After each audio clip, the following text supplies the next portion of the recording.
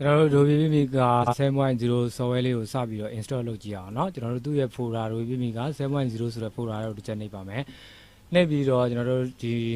ဒါ exe file လေးပေါ့ application ဆိုပြီးတော့နောက်မှာပြပေးထားတယ်start.exe ဆိုတဲ့ file လေးကိုကျွန်တော်တို့ click နှစ်ချက်နှိပ်ပါမယ်ဒါဆိုရင်စပြီးတော့ install လုပ်နေပြီပေါ့เนาะ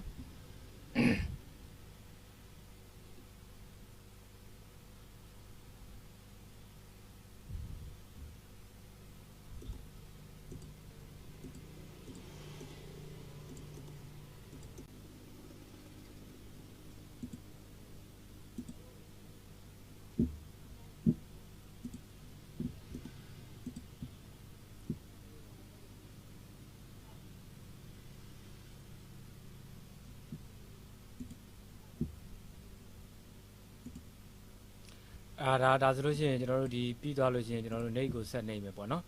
အဲ့တော့ US English ပြီးရင် nate ကိုဆက်နေမယ်ပြီးရင် nate ကိုပဲဆက်နေမယ်ပြီးရင် access ပေါ့type ကိုပဲရွေးထားလိုက်ပါမယ်ပြီးရင် nate ကိုသွားမယ်ပေါ့နော်အဲ့တော့ဒီထဲမှာကျွန်တော်တို့ဒါကိုယ့်ရဲ့နာမည်ရေးလို့ရတာပေါ့နော်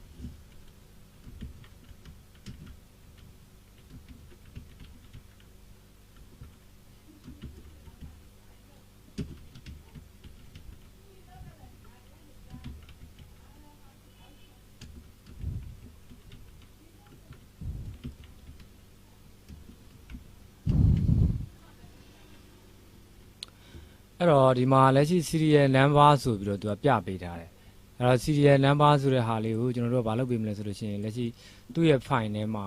ဒီ serial number နဲ့ပတ်သက်တဲ့ notepad file လေးရှိတယ်ပေါ့သူ့ click တစ်ချက်နှိပ်လိုက်မယ်နှိပ်ပြီးတော့ကျွန်တော်တို့ကနှစ်ခုလုံးမြင်ရတဲ့အတိုင်းတာအထိအောင် file ချုပ်ပေးမယ်ပေါ့ချုပ်ပြီးတော့ဒီမှာလက်ရှိဒီ file လေးကိုသူတော့လေးလုံး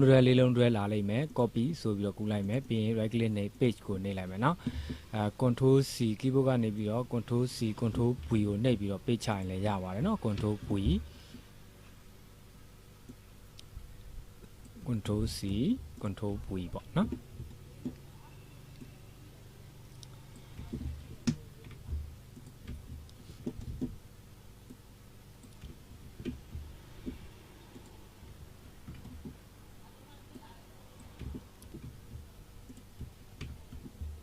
ပြီးရင် nate ကိုဆက်နေပြီပေါ့နော်โอเคဒီမှာ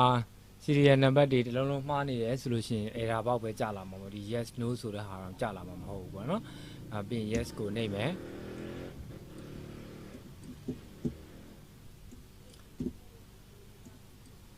nate ကိုဆက်နှိပ်မယ်ပြီးရင် nate ကိုဆက်နှိပ်မယ်နော်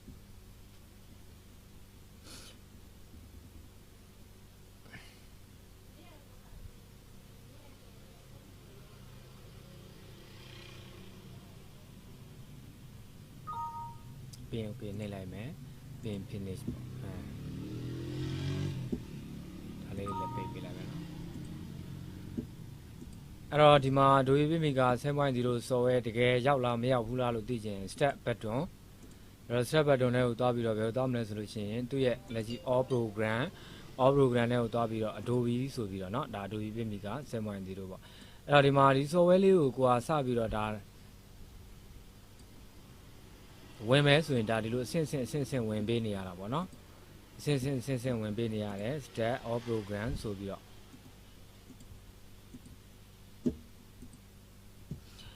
အဲ့တော့ step all program ပြီးရင် Adobe ဆိုပြီးတော့ဒီထဲမှာသူဝင်ပေးနေရတာအဲ့တော့နောက်တစ်ခါလွယ်ကူသုံးကျင်လို့ဆိုရင် desktop ပေါ်မှာဒါ shortcut file အနေနဲ့တင်ထားလို့ရတယ်အဲ့တော့သူ့ပေါ်မှာ right click နှိပ်ပြီးတော့send to desktop ဆိုပြီးတော့ဒါတင်ပေးထားလို့ရတာပေါ့နော်ဒါဆိုလို့ရှိရင်နောက်တစ်ခါသုံးကျင်လို့ရှိရင်သူ့ထဲမှာအဲ့လိုပဲအဆင့်ဝင်ပြီးတော့သုံးကြမလို့ပေါ့နော်ဒါဆိုရင် shortcut file အနေနဲ့ရောက်လာပြီပေါ့